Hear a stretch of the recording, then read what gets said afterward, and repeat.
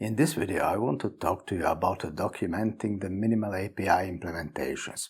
Look at this API and you will quickly see where the problem is. At the outer level, it looks nice. You can see all the endpoints, all the actions. Down below there are the schemas. For example, the company response DTO. Here it is. You can see what the JSONs will look like. But when you get into any of these endpoints and actions, you will see that it's only the code 200 OK listed in the responses. That cannot be true. The documentation is obviously missing. I mean, OK, yes, but OK of what? What JSON will be sent with the response? That's not documented here. The things are even worse. When I get into the post action, it's only the code 200 OK with no specification of any errors that might happen. And post action will definitely do some validation, and I'm pretty sure that it will return bad request once in a while. I can even cause that. I will try to execute this without giving any valid data, and here is the response. Status code 400 bad request, and there is the JSON. This JSON is fully aligned with the RFC 7807, which is the standard for API errors. Everything inside the minimal API implementation looks right, but the documentation is not telling it. The documentation is incomplete. So, this is the code. I want to fix it so that the OpenAPI documentation is telling precisely what these endpoints will return. Let's start from the simplest case, the getAll endpoint. It returns the result. It is a general result which tells literally nothing. The tools simply cannot generate any useful documentation about the response. Lucky for me, the only response I plan to ever return is the OK response containing the list of company response DTOs. This change in the signature should be enough for the tools to generate documentation. The implementation is complaining, but we can fix that quickly. Instead of using the results static class, use typed results.OK. That will return a strongly typed result that matches the signature of the method. When I run the API again and go to the get endpoint, you will see that the response specification is now much better. It is 200 OK, but there is also the specification of the JSON, contained JSON, and the example with an array of individual elements, each element representing one company. This shows you the principle. The principle is that you fix the return type from an endpoint, and in that way tell the tools what they should add to the OpenAPI documentation. So let's solve this much bigger problem. The post action, instead of result, I will return the union type of results. One will be the OK with company response DTO, and another will be the problem HTTP result, because I'm returning the problems below. You will list all the possible return values from every method. And the tools will try to cope with that, but that won't go easy. You will need to provide some help. We will get to that in a moment. Before that, I must fix the compile time errors. You see, these are the places where I'm returning the problem responses. This call is actually my own static method that simplifies my code. The actual call behind that static method is results.problem, and then specifying the status code, which is bad request, the detail, and in the extensions parameter I'm multiplying the dictionary with a list of strings representing the fields that were invalid. The reason why this doesn't compile is the same as before. We need to use typed results, so to get the strongly typed problem HTTP response. In other words, I need to fix my static methods.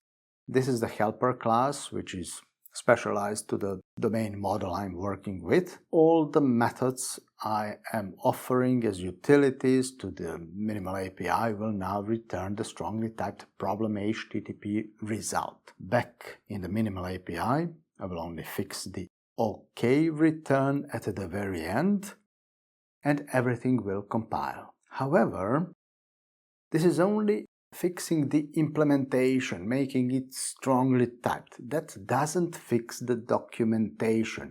Now I must go to the place where the minimal API endpoint is registered and add the produces call, telling that it can also produce problem details with status code 400 bad request. Now, why problem details when it was problem HTTP response over there? Those types are different. Here's the story. The problems HTTP response is an internal class in ASP.NET. It doesn't even correspond to that JSON you saw when I made the bad request. The problem details class is actually the one which corresponds to that JSON schema. So you should use problem details whenever you want to specify the JSON. And the problem HTTP response would actually convert into that same JSON schema when you effectively return it. So everything would be right, but it might look counterintuitive at first look. Anyway, this is how I completed the documentation. I'm running the API again, going into the post action, and there you see the actual schema for the 400 bad request response. Also notice that 200 OK is good. It was picked from that results generic type, union type. There is, though, one little problem here.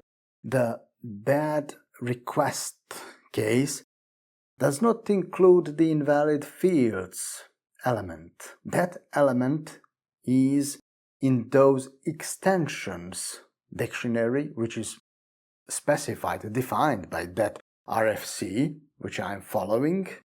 It is completely legal to add your own fields to the response, like the list of invalid fields in the request. But now that is not documented. One solution, a very simple one, is to add your own class which inherits from problem details and adds the properties you need. This is the bad request details custom class for my minimal API. It will conveniently offer the service to create the bad request details instance for the case when some fields were invalid, and also to create an instance when there is a general error bad request, but without any specific fields that caused it. It will expose a nullable array of strings specifying the list of invalid fields, but it's nullable because in some cases the bad request will not include invalid fields. Eventually, there is an implicit conversion operator to the problem HTTP result because I want this class to be the only source of information about the problems when the bad request happens. Here, in the problem class, these utilities will not generate or create the instances anymore. They will convert the bad request details, so my logic is now located in only one place. I like it that way, but that is just a detail. The important part is that now I have my custom class that documents what I might return in case of the bad request. So I will go to the place where the minimal API endpoints are registered, and instead of returning the problem details .NET class, I'm returning my custom bad request details with one additional field. I will run the API again and show you that the invalid fields element is now present in a possible bad request response. When I go down into the schema, you will see that the invalid fields are possibly null. That's because not every bad request will include the fields, so the caller will know how to interpret this response.